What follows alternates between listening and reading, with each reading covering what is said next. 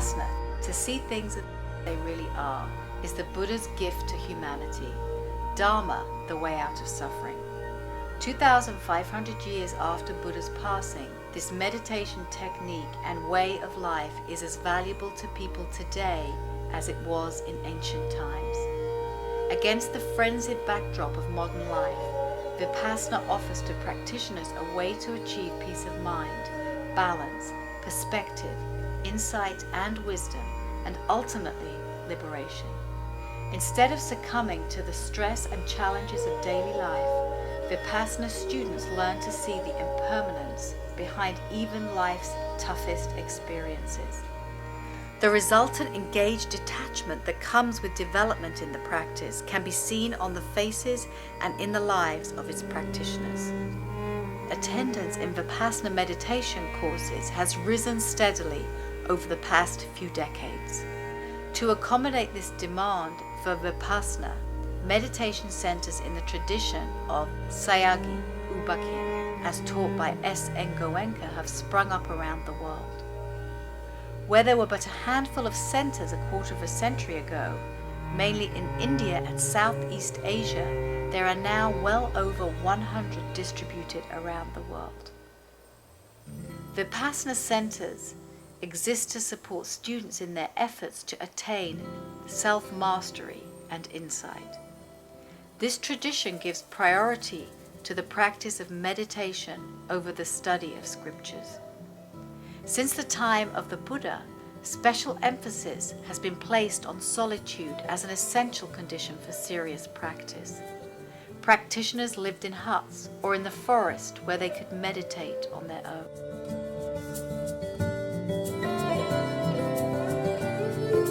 Practicing alone promotes a student's progress on his or her journey towards self-dependence.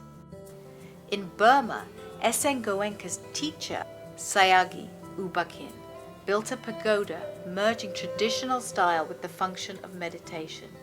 He designed within the pagoda a cell complex of individual meditation cells where students could meditate individually. During courses at Sayagyi Ubakin's International Meditation Center in Rangoon, students meditated primarily in these 4 by 7 foot cells. It was here that Mr. Goenka received his training in Vipassana practice under conditions deemed near ideal for householder meditators. Nowadays, wherever mature Vipassana centers have developed, Mr. Goenka has encouraged the construction of pagodas with individual meditation cells so that students can benefit from the advantages of near optimum conditions. Overall, pagoda cell complexes allow centers to offer an improved experience for 10-day students, giving them the opportunity to meditate in a group setting as well as at times on their own. In this way, the pagoda becomes a magnet to serious Vipassana students around the world who seek out this deeper, more self-directed experience. Development of the Vipassana Center in Norfolk began from the moment of its acquisition in 1991. The construction of a pagoda marks the most significant milestone of the center's development.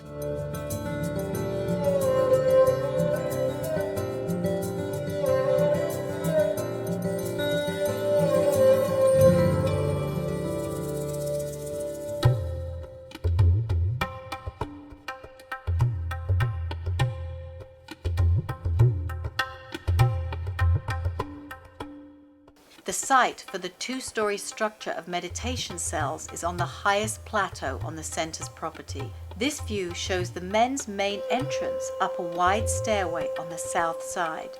This large, distinctive gold-colored Burmese zedi or bell reflects the tradition's roots and honors the culture of Burma.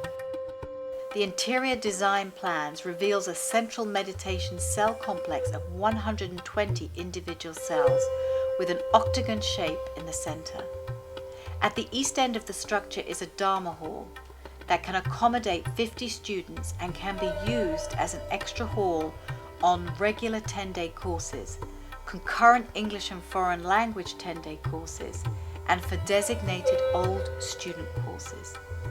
On the west end of the building is an interview room for for private instruction. The interview room has an entrance for the teachers and separate exterior and interior entrances for both men and women. The 2 doors below ground level lead to 23 additional cells on the men's side and a mechanical room for environment control. This view from the west side shows the teacher's entrance to the interview room. Approaching the pagoda from the north side is the main entrance for the women. As we enter the courtyard and look to the right, we see the teacher's residence. Turning to the left, we see the existing Dhamma hall. Passing between the hall and the pagoda, we see a gate separating the men's side from the women's side. As we approach the pagoda, we see a wheelchair-accessible entrance for the women to both the small Dhamma hall and the pagoda. Passing over the barrier, we approach the teacher's entrance to the small meditation hall and finally come to the wheelchair-accessible entrances for the men to both the small hall and the pagoda. Because construction activity will turn the meditation plateau into a heavy construction site, an alternative 2,000 square foot hall has been built away from the area to permit courses to continue at the center. After the completion of the pagoda, this structure will serve as the new male dining room. Construction of the pagoda will take about a year.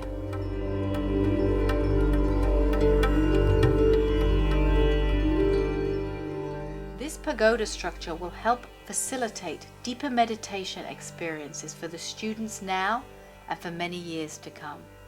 All development expenses at the center are solely dependent upon the financial donations from old students. We are trying to incorporate ways for skilled and unskilled old student labor to take advantage of this special donation opportunity. Once construction gets underway, old students will be able to help in the construction during work weekends and or by joining a Dharma worker crew for extended periods. Old students who are drawn to come together for efforts like this share a unique affinity and camaraderie that can support and encourage their practice. We want to encourage all old students, near and far, to participate in whatever way they can to bring this pagoda cell complex into reality. The total cost of the project is approximately $1.5 million. All centers in this tradition are funded only by the free will donations of old students. This ambitious and inspiring pagoda project is no exception. Old students around the world will build this structure by their combined efforts and donations for the benefit of many generations to come. May all who are drawn to helping others experience the benefit of Dharma practice take advantage and participate in this pagoda project. May their donations bring them abundant fruit. May they witness the future pagoda become a reality, and may it serve future generations in Dharma. May all beings be happy.